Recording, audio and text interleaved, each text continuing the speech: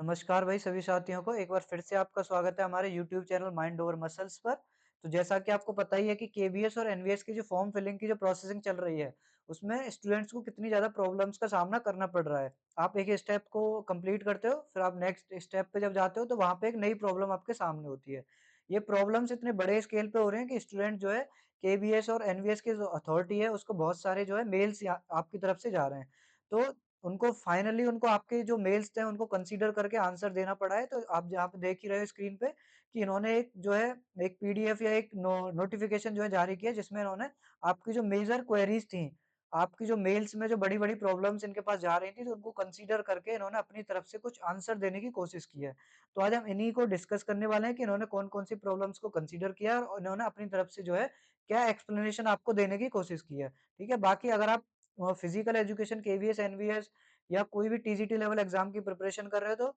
आप जो है हमारा एमपीएड का एक बैच चल रहा है फिजिकल एजुकेशन के लिए, वो आप हमारे इसी यूट्यूब चैनल पे लाइव सेक्शन में जाके देख सकते हो। उससे आपको क्या बेनिफिट होगा, आपका जो फिजिकल एजुकेशन के बेसिक्स हैं या बोल सकते हैं जो फाउंडेशन है फिजिकल एजुकेशन की वो बहुत ही बेहतरीन हो जाएगी उसके साथ। ठीक है? बाकी बात करते हैं इन क्वेरीज की, तो इन्होंने क्या-क्या क्वेश्चंस रखे हैं उनको समझ लेते हैं एक-एक करके। तो सबसे पहले यहाँ पे आप देख ही पा रहे हो, उन्होंने पहला क्वेश्चन जो लिया है आपकी फीस से रिलेटेड लिया है कि भाई जो आप फीस फिल कर रहे हो उसमें अगर आपका पेमेंट जो है कट चुका है या आप मतलब पेमेंट कंप्लीट कर चुके हो अपनी तरफ से, लेकिन उसमें जो आपका स्टेटस जो है सक्सेसफुल शो नहीं कर रहा है। तो इसमें उन्होंने क्या कहा है कि अगर ऐसा आपके साथ होता है, आपने पेमेंट जो है सक्सेसफुली आप कर चुके हो और आप इसके बाद क्या होगा, आपके पास एक कंफर्मेशन पेज आएगा। अगर आपके पास ऐसा कोई पेज नहीं आता है तो आपको क्या करना है, आपकी जो ट्रांज़ैक्शन है वो इनकम्प्लीट मानी जाएगी और आपका जो अमाउंट है वो आपको आपका अकाउंट में, कैंडिडेट के अकाउंट में जो है रिफंड कर दिया जाएगा। इस केस में आपको क्या करना है, आपको दोबारा से पेमेंट करनी पड़ेगी। बाकी सेकंड जो है, जो सबसे बड़ी प्रॉब्लम है वो इन्होंने सेकंड नंबर पे क्वेश्चन यहाँ पे आप देख पा रहे हो कि डाला हुआ है कि पोर्टल जो है आप अलाउ नहीं कर रहा है आगे के स्टेप पे जाने के लिए, है ना? आपकी जो क्वालिफिकेशन से रिलेटेड जो प्रॉब्लम्स आ रही हैं उसको इन्होंने यहाँ पे रखा है। इसमें इन्होंने 4 चीज़ें बताई हैं। सबसे पहले इन्होंने बोला है कि केवीएस और एनवीएस, ये यहाँ पे आप देख सकते हो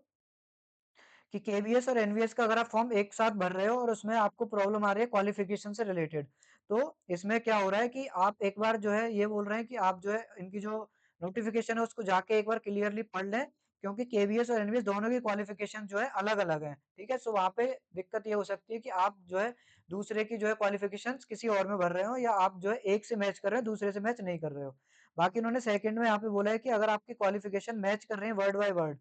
सिर्फ केवीएस के लिए, है ना? सो आप क्या करो, आप एक बार अपनी जो पीडीएफ है उसको एक साइड खोलो और उसको एक-एक करके आप जो है फिल करो, उसमें ड्रॉप डाउन वाला जो ऑप्शन आ रहा है उसमें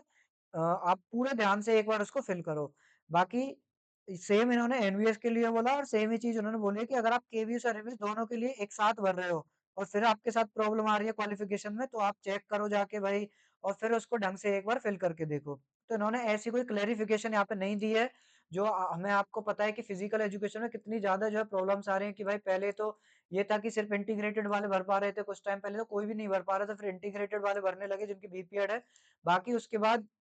जो है बीएससी का कोई ऑप्शन नहीं आ रहा था, सिर्फ बीपी-वीपी आ रहा था, अभी शायद बीएससी का भी आने लगा है, तो एक बार आप जो है लगातार इसको चेक करते रहिए, क्योंकि हर टाइम जो है चेंजेस उसमें आते जा रहे हैं, है ना? आप उसको तो आपके लिए बेस्ट यही रहेगा कि आप उन चीज़ों को बार-बार चेक करते रहिए और बाकी वेट करिए भाई, जो लास्ट डेट है उससे 1 आध दिन पहले तक का, सो अभी फॉर्म को बहुत ज़्यादा फिल करने की जल्दबाजी मत दिखाइए, क्योंकि हो सकता है कि ये भी आपकी क्वेरी जो है या प्रॉब्लम जो है क्वालिफिकेशन से रिलेटेड जल्दी सही हो जाए। बाकी थर्ड इन्होंने जो क्वेश्चन लिया ओटीपी से रिलेटेड लिया है, जिसमें उन्होंने बताया कि अगर आपका ओटीपी जनरेट नहीं हो रहा है तो आप क्या कर सकते हो भाई, अपनी ब्राउज़िंग हिस्ट्री को क्लियर कीजिए, दोबारा से लॉगिन कीजिए और अपने एप्लीकेशन नंबर और पासवर्ड डाल के दोबारा से ओटीपी जनरेट करने की कोशिश कीजिए।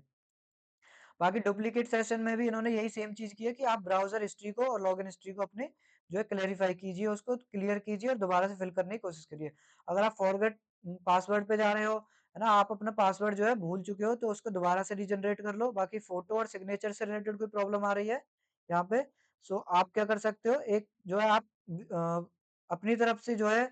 कोशिश करो कि जो है विज़ुअल और क्लैरिफ़ाई जो है कंप्लीटली इमेज जो है इनके पास डालो, क्योंकि प्रॉब्लम इतनी सारी है ना, तो आप अपनी तरफ से कोई कमी मत छोड़ो उसमें, ठीक है? आप जितना अच्छा अपनी तरफ से कर सकते हो, करने की कोशिश करो, तो एकदम क्लियर इमेज डालो उसमें जो भी है और सारी चीज़ों को एक बार दोबारा से पढ़ लो अगर फिर भी कोई दिक्कत आ रही है, क्योंकि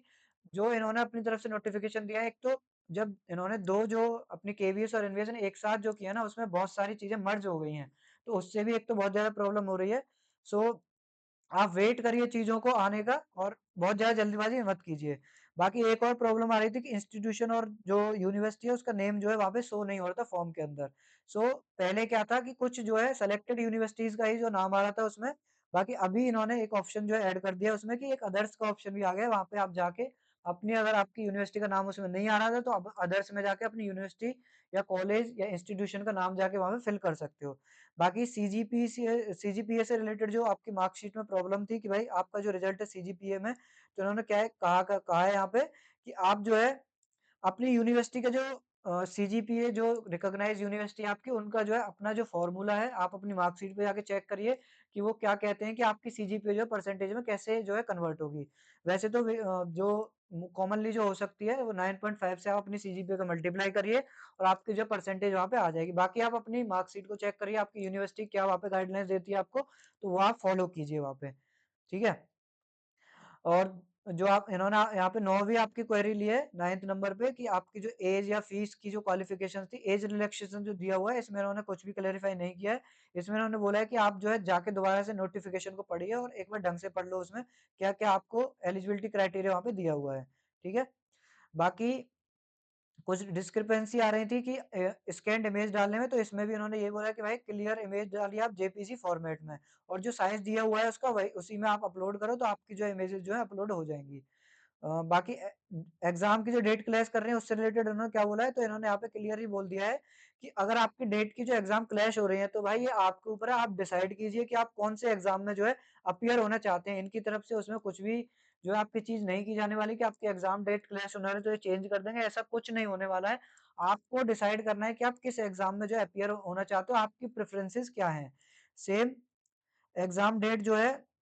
उसके लिए आप जो है एग्ज़ाम डेट से रिलेटेड ये क्वेश्चन डाला गया है, तो ये तो इन्होंने जो है पहले ही बता दिया है कि एग्ज़ाम डेट जो है बता दिए हैं क्या-क्या है, आपको पता भी चल चुकी होंगी, बाकी नहीं पता है तो आप ऑफ़िशियल जो है वेबसाइट पे जाके ये इनका नोटिफ़िकेशन जो है देख सकते हो, ठीक है? बाकी करेक्शन विंडो वाली ये यहाँ पे चीज़ आपने डाली है तो आप बिल्कुल ध्यान देना, इन्होंने साफ-साफ यहाँ पे मना कर दिया है कि कोई भी करेक्शन विंडो इनकी तरफ से नहीं ओपन होने वाली है। अगर आप फॉर्म फिल कर रहे हो तो भाई आप अपनी तरफ से ट्राई करो, बिल्कुल कि आप सारी चीज़ें एक ही बार में सही डाल दो। अगर आप कुछ मिस्टेकनली कुछ गलत कर चुके हो और वो सही नहीं हो रहा है, तो कोशिश करो कि आप दोबारा से रीफ़ॉर्म जो है फ़िल कर दो, ठीक है? वहाँ पे क्योंकि ये कोई भी करेक्शन विंडो यहाँ पे ओपन नहीं करने वाला है, एक बार जो आपने भर दिया उसी की चीज़ को कंसीडर किया जाएगा। बाकी सिलेबस और नेगेटिव मार्किंग से रिलेटेड जो क्वेश्चन्स था, तो इस पे भी उन्होंने ये बोला है कि आप जाके जो है इनका नोटिफ़िकेशन जो है वहाँ पे चेक करो भाई, इससे रिलेटेड जो चीज़ें हैं पूरी तरीके से इनकी तरफ से ये क्लैरिफ़ाई कर चुके हैं, ठीक है? बाकी लास्ट जो क्वेरी इन्होंने लिया है यहाँ पे एग्ज़ाम सिटी सिलेक्शन का जो बहुत सारे स्टूडेंट बोल रहे हैं कि इनको जो एग्ज़ाम की सिटी सिलेक्शन करने के लिए कोई ऑप्शन नहीं आ रहा, तो इन्होंने ये बोला है कि जो इनका सिस्टम है वो खुद ही अलॉट करेगा उस चीज़ को, आप जो है उसमें कुछ नहीं कर सकते। तो ये सारे इन्होंने क्वेश्चन्स लिए हुए हैं जो मैंने आपको बता दिए हैं। बाकी अगर आपकी कोई भी प्रॉब्लम आ रही है तो मैं आपको यही कहूँगा कि स्टिल आप वेट करो, बहुत ज़्यादा जल्दीबाज़ी मत करो क्योंकि अभी भी ऐसा लगता है उम्मीद है कि चीज़ें जो है चेंज होंगी और आपके लिए ही बेहतर करने की कोशिश होगी। सो वेट करो थोड़ा-सा 1-2 दिन पहले का अभी टाइम है आपके पास, सो बहुत ज़्यादा जल्दीबाज़ी मत करो। बाकी अगर आप हमारे यूट्यूब चैनल पर नए हो तो भाई चैनल को सब्सक्राइब करना ना भूलें, बेल आइकन को दबा दो क्योंकि इससे रिलेटेड जो भी और भी कोई भी अपडेट आएँगी, वो मैं तुरंत अपने इसी यूट्यूब चैनल पे आपको अपडेट कर दूँगा। बाकी आज के लिए इतना ही, मिलते हैं नेक्स्ट वीडियो में, तब तक के लिए बाय-बाय, टेक केयर।